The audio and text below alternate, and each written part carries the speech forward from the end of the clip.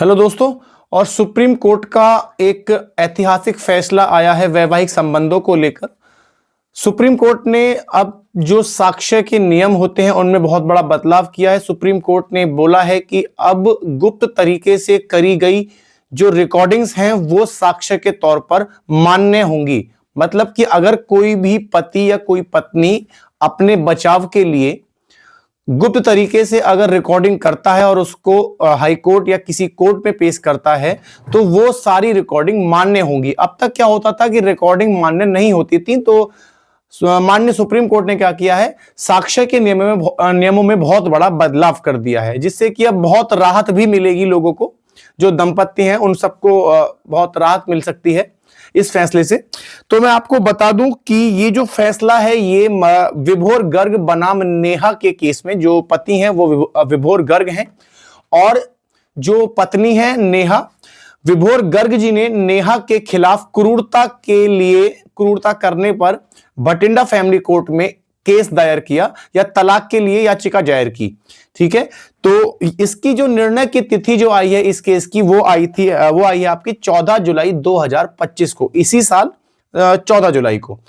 ठीक है, इस फैसले को सुनाने वाले जो माननीय न्यायाधीश रहे हैं वो हैं आपके जस्टिस नागरत्ना और जस्टिस शर्मा। माननीय दो न्यायाधीश ने इस फैसले को सुनाया है, इस केस से रिलेटेड फैसले को सुनाया है। विभोर गर्ग बनाम नेहा, याद रखिएगा, विभोर गर्ग जी ने नेहा के खिलाफ क्रूरता करने के लिए भटिंडा फैमिली कोर्ट में याचिका दायर की थी। ठीक है, उसमें क्या है, अगर हम मामले की पृष्ठभूमि की बात करें इस केस से रिलेटेड, तो जो पति है, जो विभोर जी हैं, उन्होंने क्रूरता के आरोप में भटिंडा फैमिली में याचिका दायर की और मतलब कि आवेदन किया। उसके बाद में गुप्त रिकॉर्डिंग के जो साक्ष्य थे उन्होंने प्रस्तुत किए।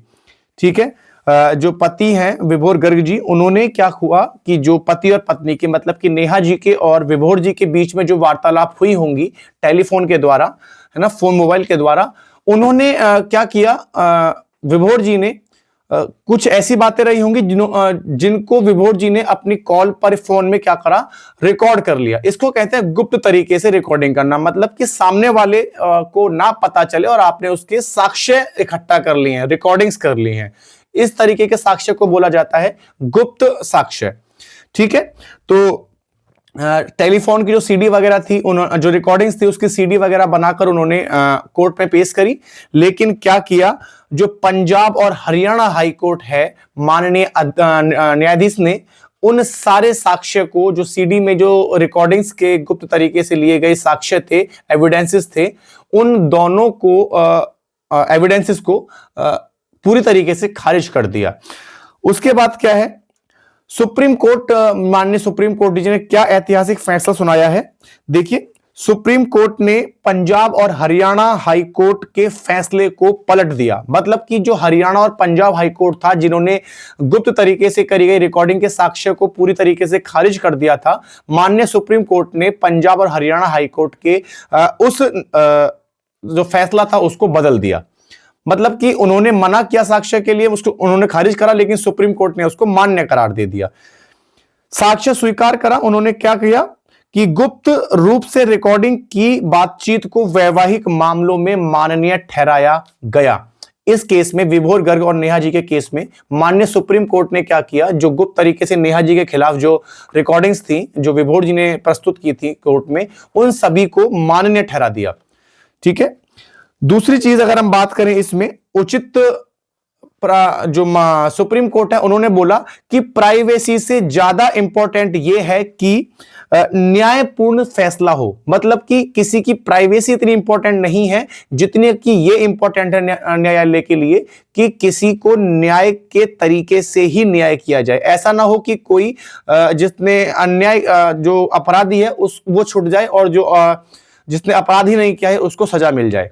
एक तरीके से हम पूरी बात कहें तो न्यायालय ने कहा है कि न्यायपूर्ण सुनवाई का अधिकार किसी की प्राइवेसी से अधिक महत्वपूर्ण है। यह माननीय सुप्रीम कोर्ट ने अपने फैसले में बोला।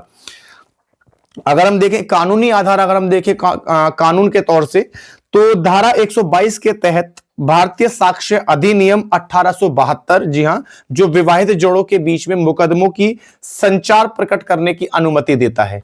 ठीक है जी, याद रखिएगा धारा 122 के तहत आपको संचार तकनीकी से लिए गए साक्ष्य को प्रस्तुत करने की अनुमति देता है धारा 122, जो कि भारतीय साक्ष्य अधिनियम 1872 के अधीन आता है। दूसरा धारा 14 जो है, धारा 14, वो आपको फैमिली कोर्ट एक्ट 1984 के तहत क्या है, न्यायिक विवेक के साक्ष्य नियमों में छूट देता है। ये आप अवश्य याद रखिएगा, पॉलिटी से संबंधित हमारे कानून है ये। अनुच्छेद 21 के तहत संविधान प्राइवेसी का अधिकार वैवाहिक मामलों में सीमित है। अगर हम आर्टिकल नंबर 21 पढ़ें संविधान में, तो आर्टिकल 21 ये कहता है प्राइवेसी का अधिकार वैवाहिक मामलों में सीमित हो जाता है। ठीक है।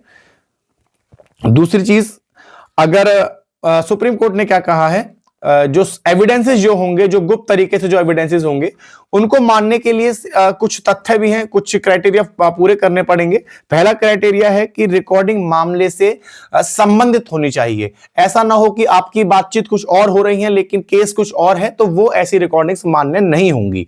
दूसरी, जो आपकी रिकॉर्डिंग्स है, जो आपने गुप्त तरीके से रिकॉर्डिंग करी है, उनकी जो आवाज है, जो बोल रहा है व्यक्ति, जो दो लोग आपस में बातें कर रहे हैं, हस्बैंड वाइफ जो भी हैं, गुप्त तरीके से जिसकी रिकॉर्डिंग करी गई है, उसकी आवाज को, जो आवाजें हैं, ठीक है, जो वॉइस है, वो सिद्ध होनी चाहिए कि वो उसी व्यक्ति की वॉइस है जिससे वो बात कर रहे हैं, जिसके लिए केस याचिका करा है या दायर किया है। दूसरी चीज, धारा 65B के तहत इलेक्ट्रॉनिक साक्ष्य की प्रामाणिकता आवश्यक है। यह माननीय सुप्रीम कोर्ट ने बोला है, यह अवश्य याद रखिएगा आप लोग।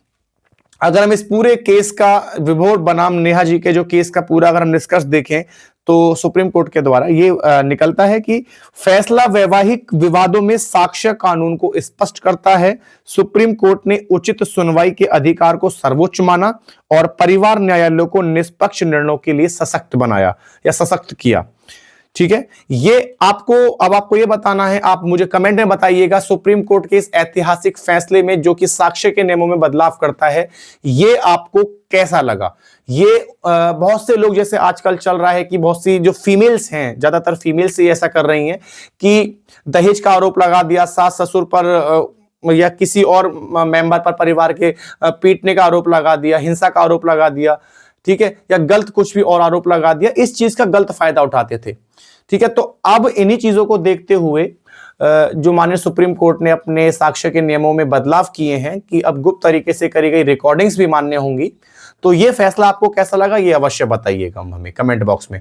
और जाते जाते आप सभी का धन्यवाद, आपने इतने अच्छे से सुना, और इस चैनल को सब्सक्राइब कीजिए और लाइक कीजिए, कमेंट कीजिए। थैंक यू, धन्यवाद।